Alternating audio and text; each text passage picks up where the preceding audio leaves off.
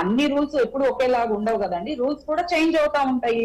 ఆ రూల్స్ ని బట్టి కూడా పోవాలి. ఇప్పుడు కొంతమందికి వస్తాయి, కొంతమందికి రావు. అందుకని రూల్స్ అనేటివి ఎప్పుడు ఒకేలాగా ఉండవు, ఎప్పుడంటే అప్పుడు మారుతూ ఉంటాయి అనేసి చాలా విడ్డూరంగా మాట్లాడారు.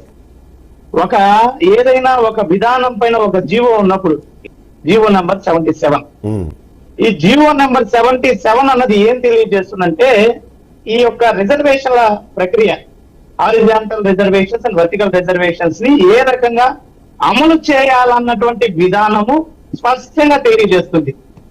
మరి ఒక జీవో ఉన్నప్పుడు జీవోని అనుసరించి వెళ్లాల్సినటువంటి బాధ్యత ప్రభుత్వానికి ఉన్నది. మీరు 1:1 లో అభ్యర్థులను పిలిచినప్పుడు, వాళ్ళకి కాల్ లెటర్లు ఇచ్చినప్పుడు ఉద్యోగం ఇవ్వకపోవడం అన్నది పూర్తిగా అవినీతికి ఆస్కారం ఉన్నటువంటి ప్రక్రియ.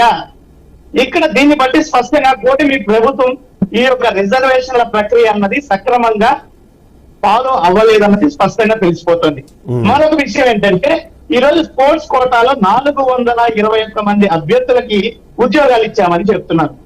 నేను ఇందాకే అడిగా, ఏ వేదిక ఎక్కినా నారా లోకేష్ గారు నా అంతటి వీరుడు, సూర్యుడు, దీశాలి లేడు, నిప్పుని నిజాయితీ పరుడని మాట్లాడేటువంటి లోకేష్ గారు ఈ రోజు ఇన్ని ఆరోపణలు వస్తున్నా కూడా ఎందుకు ఆయన స్వయం విచారణకు పూనుకోవడం లేదు? విచారణకు పూనుకోకపోతే పోయాడు. ప్రతిపక్షం అడుగుతున్నటువంటి ప్రశ్నలకి ఆయన ఎందుకు సమాధానం చెప్పలేకపోతున్నాడు? పోనీ పబ్లిక్ డొమైన్ లో ఎవరైతే ఆ స్పోర్ట్స్ కోటాలో ఉద్యోగాలు పొందారో ఆ పూర్తి 420 మంది అభ్యర్థుల వివరాలను, ఫలానా క్రీడతో, ఫలానా అర్హతతో ఈ అభ్యర్థి ఈ ఉద్యోగాన్ని పొందాడు, ఇదిగోండి ఈ 421 మంది అభ్యర్థుల తాలూకా అర్హతలు, ప్రామాణికము అనేటువంటి వివరాలను ఇవ్వచ్చు కదా, ఏ తప్పు లేకపోతే.